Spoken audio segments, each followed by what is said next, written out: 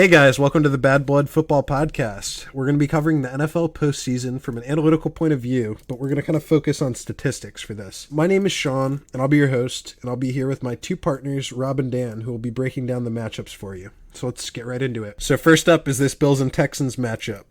They were both 10-6 this season, but despite that, ESPN has a 69% chance projected for the Texans to win. Dan, you could go ahead and take it away. All right, folks. So this matchup this Saturday at 4 o'clock is a tough one. My prediction is that the Bills will pull through. The Bills made it to the playoffs in 2017 for the first time this century.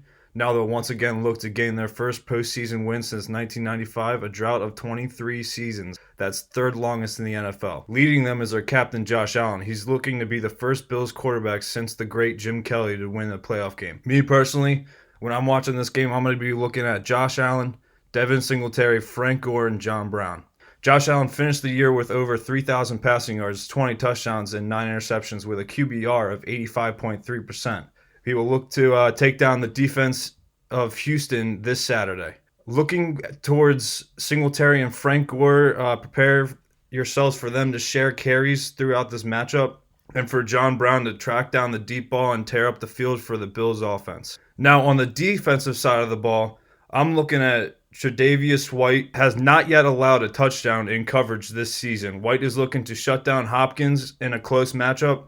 He is a danger in coverage, as evidenced by his 6 interceptions this season, tying him in first in the NFL. The Bills' defense overall is ranked third and could cause problems for Watson and the Texans, while also having the 4th-ranked pass defense. The Bills in recent years have been 6-2 on the road against the Texan team. And my prediction for the overall score of the game is going to end up being Buffalo 27, Houston 23. All right, well, obviously, I think that was a load of horseshit because I obviously think the Texans are a better team here. I'm looking at their prediction being 17-10. The Bills only have faced opponents with a 46% win rate. Only 5 winning teams of the entire season they played. So they also had 9 games in which they scored was decided by a touchdown or less, and they only won 4 of them. So they can't get it done when it's a close match at the end of the game. They are 24th ranked in offense. Josh Allen is just an inexperienced quarterback. I don't think he can get it done in the playoffs. I mean, their run game's good. Frank Gore, he's an old man. He probably should have retired a couple of years ago, but that's just me. Their passing offense sucks. They're 26th in the ranking. They're 7-5 in conference play, 3-3 in a division. With New England being the best team in the NFL, obviously it's pretty hard to win against them. Well, for the Texans, Deshaun Watson being phenomenal. They had a harder schedule with a 52% win rate of all opponents. They played more winning teams at 6. They had 11 games that were decided by a touchdown or less, which they won 8 of them. So obviously they can get it done at crunch time. Their last 2 losses, however, were by more than 2 touchdowns. Their last wins were only by 3 points. So coming at the end of the season, they're getting a little wobbly, but that's to be expected. Only problem with the Texans is their defense is kind of shoddy with they're ranked 28th in the NFL, but their offense is looking pretty swell at the 13th rank. So some players to watch from me. I agree with Dan here with Tre'Davious White.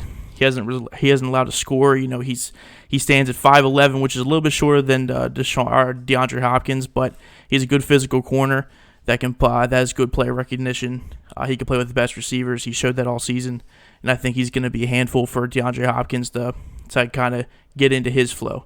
Now, also for Buffalo, I think Cole Beasley and John Brown as a duo are going to be kind of hard to handle for the Texans just because you got the one corner, or your cornerbacks are kind of shoddy. They both ranked up about 100 yards against New England, which is the number 1 ranked defense, so I think it's going to be a little troublesome, but I still think the Texans are going to be able to pull through.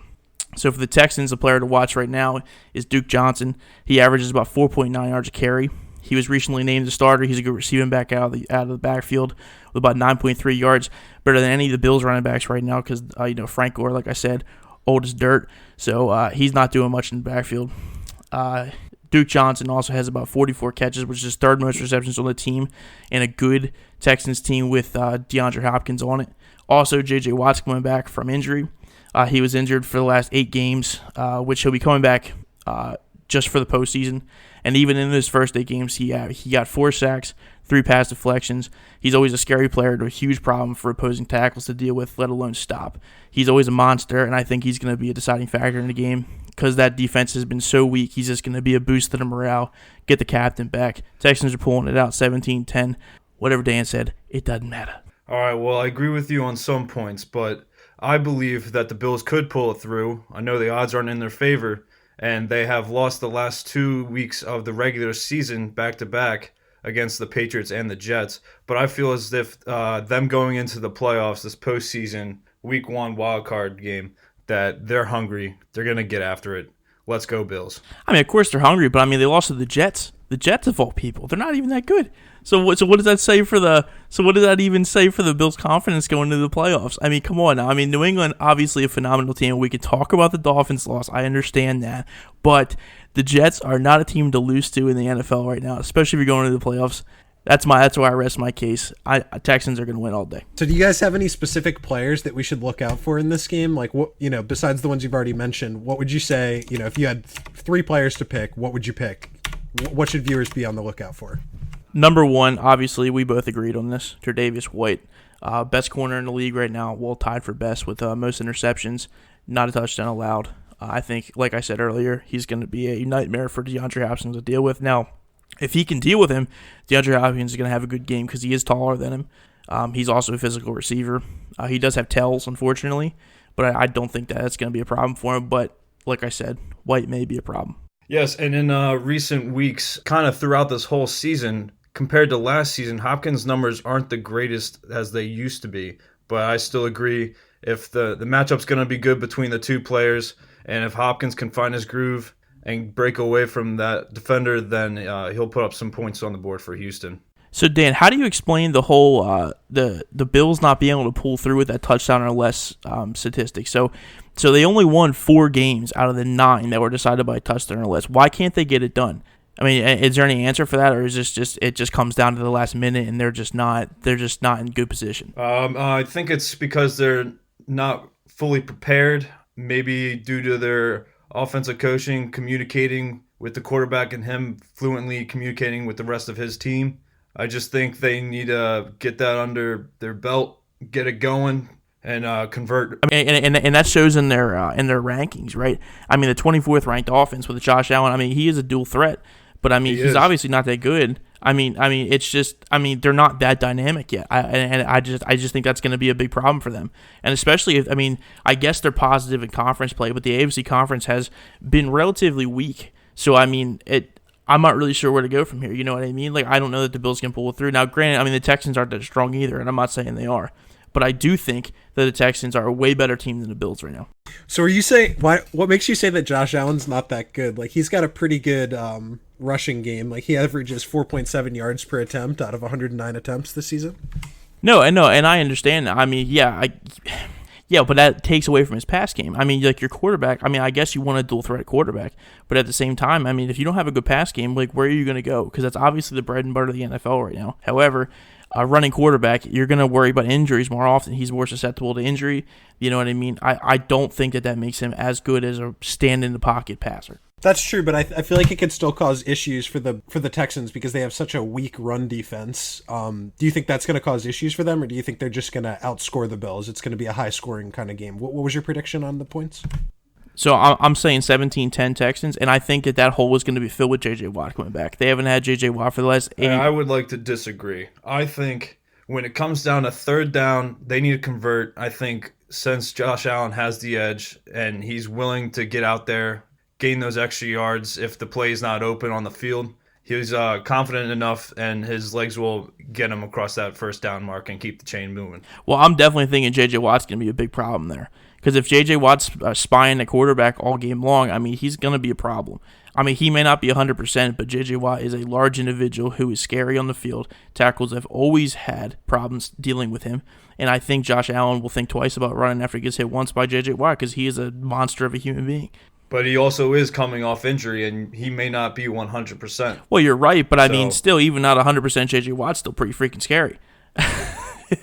But you were not wrong. But granted, the rest of the defense still is not pulling their weight with that 28th ranked defense. However, regardless, I think Texans are winning. All right, so I think it's pretty clear where both of you guys stand. So let's just move into this Tennessee-New England game. So Tennessee is 9-7 and New England is 12-4, and predictably ESPN has a 73% favorite for the Patriots. Obviously, you know what I think about this. I got the Patriots too, but let's see what Dan thinks. For me, I'm not so sure. I think Tennessee Titans are looking strong, and I think they can pull this one through. So looking into this game for the 8 o'clock window, the Titans are 9-7 this year, and this has been their record for the last 4 seasons. Gone is Marcus Mariota, banished to the bench in favor of reborn Ryan Tannehill, who in the past has led the Dolphins in 2016 to a playoff appearance. Accompanying Ryan Tannehill behind the line of scrimmage is Derrick Henry, old Alabama standout Heisman winner, the league's leading rusher, and on the flanks an emerging receiving threat, A.J. Brown, who is a rookie this year. After playing a season's worth of postseason games under Belichick's second-year Titans head coach Mike Vrabel is making his postseason coaching debut. Titans advanced 2 years ago to lose to New England in the AFC divisional round after a wild card match against Kansas City Chiefs, but this year the Titans get the Patriots a week early and on its heels. Last season, Titans defense got the best of Brady in the past, holding New England to 10 points, 1 red zone trip, and 3 out of 15 on 3 down conversions. For me, I'm going to be watching Ryan Tannehill, Derrick Henry, and A.J. Brown. And the second round rookie receiver, A.J. Brown, is the breakout star for this Titans offense and their receiving core under Arthur Smith, averaging over 100 yards per game on just 4.2 receptions per game since week 12. His 605 yards were the most in the NFL in that span, and Brown's 12.5 reception yards per target on the year was a league high. So for me, I'm picking the Tennessee Titans. I think they're going big. They're going to play strong. And the final score for me is going to be Tennessee 30, New England 27. Boo.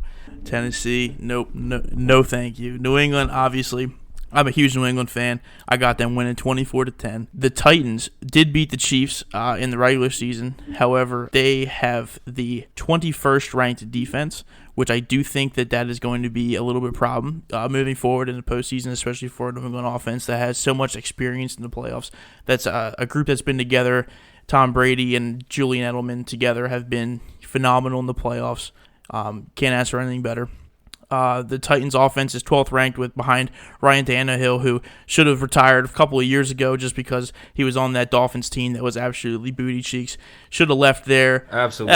Come on. Ryan Tannehill could be so much, he should be so much better, but the Dolphins held him back, and the Titans aren't helping him either. He is doing well this season. However, I do not think that he's going to be able to keep this up, especially in the playoffs against New England's number 1 ranked defense. They have Stephon Gilmore that's going to be an absolute nightmare for Ryan Tannehill and his inexperience in the playoffs. Obviously, he lost in the 2016 playoffs on the Dolphins, and I just don't think they're going to pull it through. Now, New England did play a little bit easier schedule. However, they did also struggle after the bye, which they lost to the Chiefs and the Texans, but I don't think that's going to be a problem because the Patriots are obviously the greatest dynasty to ever play the game of football. Leading the charge is Tom Brady, the greatest of all time, regardless of what anyone says. Joe Montana is on the bench compared to him. My players to watch this game, obviously Ryan Tannehill. He does have 22 touchdowns and only 6 picks. He has been sacked 31 times, which means that offensive line is super shoddy. Only 3,000 yards this season? Come on now. Good QBR, though, at 117. However, I don't think he's faced a single cornerback this season as good as Stephon Gilmore. And yeah, I'm watching Tom Brady, the greatest of all time. He's got 4,000 yards this season, 24 touchdowns. He's only averaging about 6.6 yards a pass. However, that's just his game. Throwing to Julian Edelman on those quick slants, always getting the first downs. He's always moving down the field.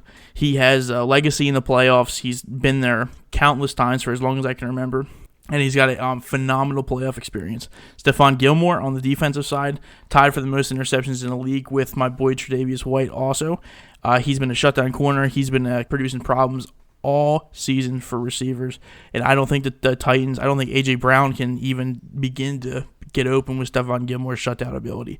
It's going to be a cakewalk for him to shut down those receivers, and I just don't think the Titans are going to pull it out. I think the Pats are going to win 24-10. So, Rob, You know I agree with you on this one, but how do you explain that loss to the Dolphins that they just took? It was obviously a fluke. You know what? People, the last week of the season, everyone's just relaxing because they know, like, okay, we're going to ride this out. The Dolphins are going to be an easy team. Obviously, it bit them in the ass because the Dolphins are playing a little bit harder than they should be at the end of the season because we all know they're trying to tank for that draft pick, but apparently not.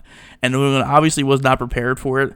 And I don't think it's going to be a problem. I think Bill Belichick's just going to be saying, do your job like normal, and they're going to be able to just stomp the Titans. It's not going to be a match. So my problem with that is I believe after the bye week the Patriots had, their defense, although still ranked number 1 in the league, has plummeted in their performance, as well as Tom Brady's performance, although he is a Hall of Famer, and for sure one of the, maybe not the, but one of the best QBs. The best QB. Don't even. Okay, keep going though.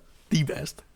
With his standing QBR at only 88%, where going into this game, Ryan Tannehill's is 117.5%. That's just because he's played trash opponents all year long. No one has been able to stop the New England defense. He's never, when he has faced the New England defense, it's just gonna be problems, and that's all I'm saying. And with the Patriots slowing dip in performance on defense, that's gonna be a big issue for them when Derrick Henry is running down their throats and he's getting hot on the field while your guys' running backs are all scattered all over the place. You do not have a consistent running back for that team, so it's going to be hard for your offense to get going when you don't have a run game. Our run to game, get established. The New England run game is intertwined with the pass game. All the New England backs can catch the ball out of the backfield. That's what we draft for. That's what they get free agents for.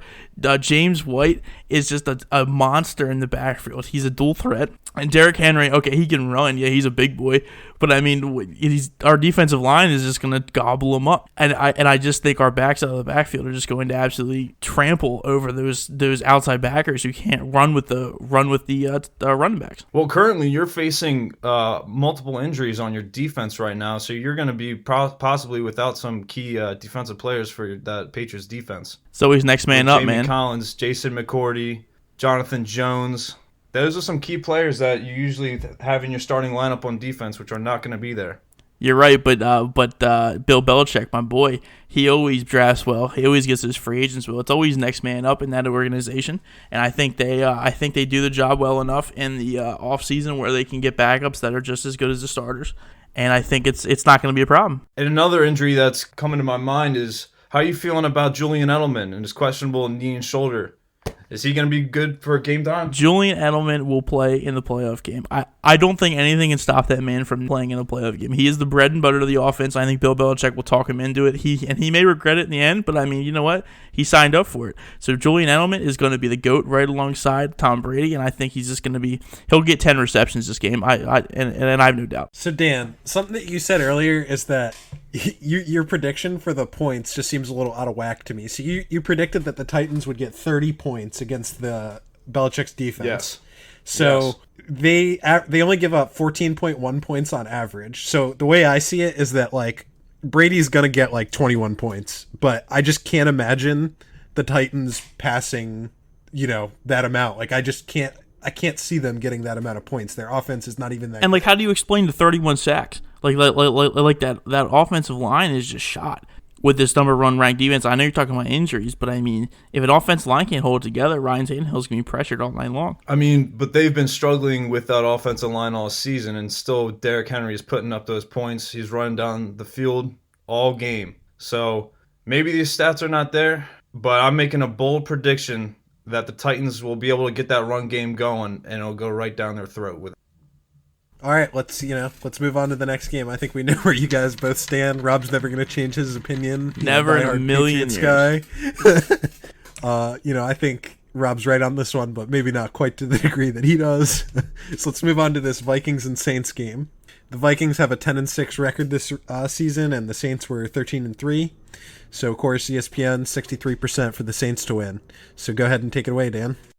All right. Well, we all remember what happened in the postseason with the Saints and Vikings game in the past. The Vikings are back in the playoffs now for the first time since they unlikely sprint to the NFC Championship game. That path included a meeting with the Saints, as previously mentioned, and a stunning finish that ripped the hearts out of Saints fans and is now known as the Minneapolis Miracle. Kirk Cousins will get his first postseason taste of this matchup since joining the Vikings via free agency in 2018, and he'll welcome the return of running back Dalvin Cook, an essential part of the Vikings' 8th-ranked scoring offense. Without Cook, the Vikings have lost 2 straight, and their offense is looking a little not all together. Now that Cook's back, I think they'll be running smoothly. Players to watch for me would be Kirk Cousins and his performance in his debut in the playoffs, as well as Dalvin Cook's return, and their number 1 receiver, Stephon Diggs. Cook will have a challenge ahead of him in his first game since December 15th. New Orleans Saints boast the number 4 rushing defense, allowing just 91.3 yards per game on the ground. The Saints have allowed just 12 rushing touchdowns all season, and they're tied for 9th best in the NFL, but Cook has scored up to 13 touchdowns all season, and I think he will have a hell of a performance in this game. I think it's going to be a tough game, and my prediction at the end of it will be Minneapolis 20, New Orleans 31. My surprise. Okay. I still got the Saints. I just think the Saints are going to be unstoppable tonight. Granted, I do think the game's going to be close. 17-14 is my prediction. The Saints are 9-3 in conference play, obviously with a record of 13-3. They've been phenomenal. There's close games, with a touchdown or less. They've won 7 out of 8 games, so they get it done. Drew Brees is that, he's just a little bit behind Tom Brady in his ability. However, his fourth quarter comeback captain skills are amongst the best. One of their losses was against the 49ers. It was only by 2 in Week 14. It was a hard-fought game. Obviously, it couldn't win either way. They're both fantastic teams. So the Vikings, they're struggling. They lost to 2 playoff competitors, the Seahawks and the Packers. Both, unfortunately, less than 14 points or less. However, they're boasting, the 14th ranked defense. They're only 16th ranked offense, 23rd in passing. Kirk Cousins could be better. He's not playing to his ability, in my opinion, and I don't think he's going to be playing his ability in this game. Some of my players to watch for the Vikings. So Trey Waynes and Xavier Rhodes are the cornerbacks for the Vikings. They're going to have to deal with Michael Thomas. I don't think they're going to be able to deal with him. It's going to be a problem, and they're both struggling right now. And I do think that holding Drew Brees, that has almost every single record for QB stats, to not throw in a fantastic game on them is going to be very hard, considering that defense is, like I said, struggling. Michael Thomas is going to be my guy for the Saints. Obviously, the best receiver in the game right now. He just broke Marvin Harris's record. He's got 1,700 yards with Marvin Harris's record, 149 receptions with 9 touchdowns. He averages about 11.6 yards a reception. He's a red zone target with 50% of his receptions in the red zone resulting in touchdowns, which is a phenomenal stat. Obviously, if they go to him, those cornerbacks better watch their backs.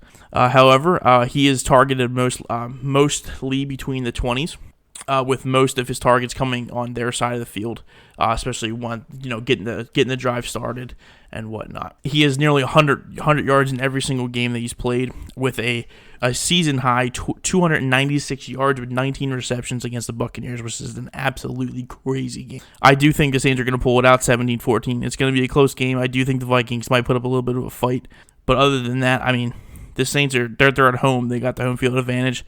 It's going to be real tough for the Vikings. So piggybacking off of what Rob was saying about Drew Brees, I'm wondering what Dan thinks about the Vikings' ability to stop his passing attack, because the Saints have the 3rd best passing offense, whereas the Vikings' defense struggles very specifically against the pass. So they have a good run defense, but the Saints don't rely on their run game. So do you think that the Vikings' 15th best passing defense is going to be able to handle Drew Brees? I'll tell you what, that is going to be a tough matchup, and I believe that we would need to see a big performance out of cornerback Xavier Rhodes, as well as free safety Harrison Smith, and as well as DN Danielle Hunter. It's going to be a tough matchup, a tough task to beat with Drew Brees on that offense. But if those three key players step up, they could have a slight chance. I don't know. Well, you never know. We'll talk about that DN, I just think that Brees and that offensive line, I just think Brees will be able to get the ball out quicker than that DN can get to him. I mean, it's just, and plus with Michael Thomas being how he is, he's a threat all over the field. There's corners and safeties are just going to be. I think they're going to be scrambling because not only do you have to worry about Michael Thomas, but I'm sure they have other receivers in that receiving core that are going to be able to put on a show because they're going to probably try to double team, triple team Michael Thomas, and it's just going to be taking away from the rest of the other players, which is they're going to find openings. And I do think Drew Brees can pick him apart. He's one of the best, not the best, but one of the best. And yeah, and their offense is running with that 9th ranked offense, and I just think they're not going to be able to stop him. Yeah, I'm definitely with you on this one, Rob. But I think everyone knows where both of you guys stand. So let's move on to this Seattle and Eagles game. So Seattle's going to go play the Eagles at home, and the Seattle's 11-5, and the Eagles are 9-7. So ESPN has a 60.3% chance for the Eagles to take this one. So what do you think, Dan? Well, the Eagles, they have looked better, and they have looked better as of late because since the loss to Seattle, Carson Wentz guided the Eagles to 4 straight wins to close out the season. And as we all probably know, they have, for the past 2 years, been struggling through many injuries. And Philadelphia started the season out as one of the most disappointing teams in the league. The Eagles have now been in the playoffs in 3 of Wentz's 4 NFL seasons. The quarterback has yet to take a postseason snap. After ending the past 2 campaigns on IR, leaving Nick Foles to lead the Eagles, Wentz will finally play a January football game. Despite the crumbling situation surrounding him, the signal caller performed admirably down the stretch, averaging 302 passing yards per game, a 99.3 passer rating, and throwing 10 touchdowns to just 1 interception on a Hail Mary in December. For me, this is also going to be a very tough game for the Eagles, but they could potentially pull this through when Wentz's first appearance in the postseason. I think it's going to be a good one. I think the players to watch was definitely going to be Wentz's performance. I think their standout Miles Sanders running back will be a good one to watch coming out of a little bit of an injury last week. And their new standout, Boston Scott, NFC Offensive Player of Week 17, as well as Zach Ertz coming back from a slight injury, looking to perform big for game time. All right, I'm disagreeing here. I come from a place that is all Eagles fans all the time, and I have been sick and tired of hearing them boast about the Eagles winning the Super Bowl, and I don't think they're making it past the Seattle Seahawks in this one. Wentz, he is amongst a team of misfits and throwaways from the practice squad. Wentz should be behind Nick Foles right now. I've always been about that opinion. Nick Foles is an all-around better quarterback, but I digress. The Seahawks have had a tougher schedule with a 53% win rate of all opponents. They played 8 winning teams. They're fantastic in crunch time with 10 wins with games decided by a touchdown or less. Russell Wilson has that experience. They beat the Eagles in the regular season directly after a bye. My players to watch for this one, Marshawn Lynch, beast mode coming back for the playoff time right now. The only running back healthy for the Seattle Seahawks right now is a rookie, Travis Homer, who only has 18 carries this season. So Lynch is going to get a lot of play time. We know exactly what Lynch does in the playoffs. He's a monster. They should have gave it to him on the 1 yard line, but of course New England's always been better calling plays like they should, intercepting the ball on the 1 yard line. Marshawn Lynch, however, is a beast. He will with a fresh set of legs coming out of free agency for I don't even know how long. I didn't know he was gone. Their offense is ranked 8th amongst all NFL teams, and they're 4th in rushing. However, that's obviously taking a hit because of the injuries. However, Lynch coming back is going to be a huge help. What makes you think he's going to be such a big help? Like, is he really going to turn it around in the playoffs? Because he did play some, and he has 2.8 yards per carry and out of 12 attempts. That's like pretty bad stats for someone like him. So what makes you think it's going to be different in the playoffs? Just like because he's a clutch player, or because he's going to be eating them Skittles? Obviously, he's coming.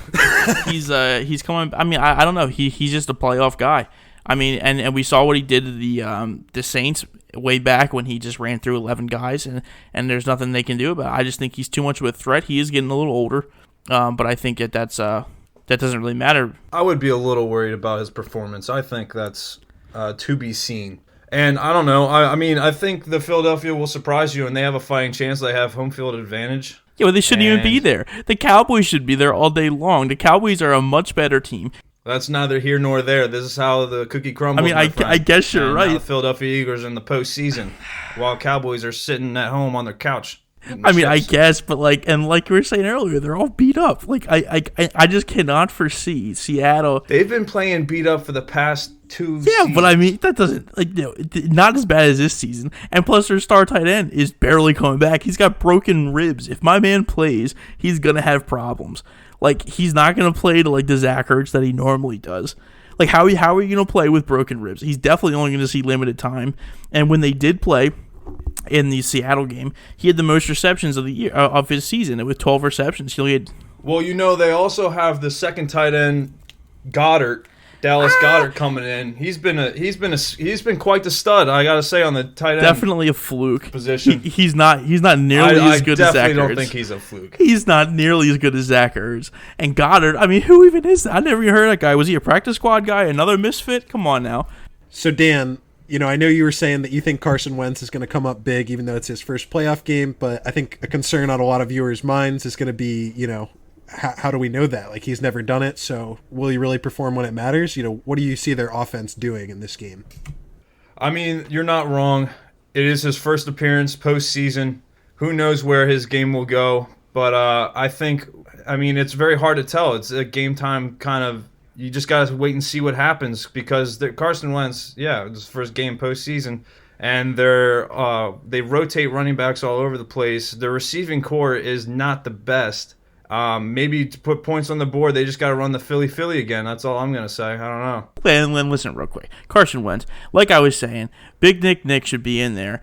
But, of course, they let him go, and then he got hurt. But let's be real. In their last game against the Giants, should have been an easy win. Wentz only completed 57% of his passes and only threw for 1 touchdown. Granted, that 1 touchdown was a phenomenal throw. I'll give him that. However, only completing 50% of your passes against the New York Giants of all freaking teams, how is that even possible? Plus, this dude shouldn't even be healthy. He's been hurt every single year that I can remember. His knees are shot. He's going to get hurt at some point, and he's just going to be done. I don't understand how he's even still in the NFL. He should have retired back when he tore his ACL the first time. Nick Foles should be the starter. I rest my case. Seattle is winning this game. But Rob, the Seattle's defense is just so bad. Like, I feel like my 7-year-old grandfather will go out there and throw up at least 14 points. So like, it doesn't you don't think there's just a problem there? Like, even if Carson Wentz does suck this game up, like, aren't they just still going to win because Seattle's defense is so bad? I don't think Seattle's defense is going to be nearly the problem that you're making it out to be, because the Eagles' receiving core is just ass. They have no hands. Like Dan was saying, their running backs are just like, they're running through running backs like it's nothing. Everybody's getting hurt. They had to go to a practice squad guy that I don't think anyone's ever heard of. Granted, he somehow had a breakout game, but lucky for him, or lucky for Wentz, because Wentz was sucking, like I was just saying. I mean, granted, the 26th ranked defense, fine. Yeah, they're not doing too well, but the Eagles' offense isn't doing too well. I mean, they got the 14th ranked offense. That's with previous games when everyone was healthy. Nelson Aguilar's out. That's probably their best receiver. He's still booty cheeks anyway. So, I mean, they have no hope in the world. All right, yeah, I mean, I'm taking the Eagles to win this one, but I see where you guys are both coming from. All right, guys, that's it for today's episode of the Bad Blood Football Podcast. Check back on Monday to see whose predictions end up being more accurate. We'll be keeping track throughout the playoffs and, going into next season, see who ends up looking dumb. Enjoy the games. Talk to you guys in a few days.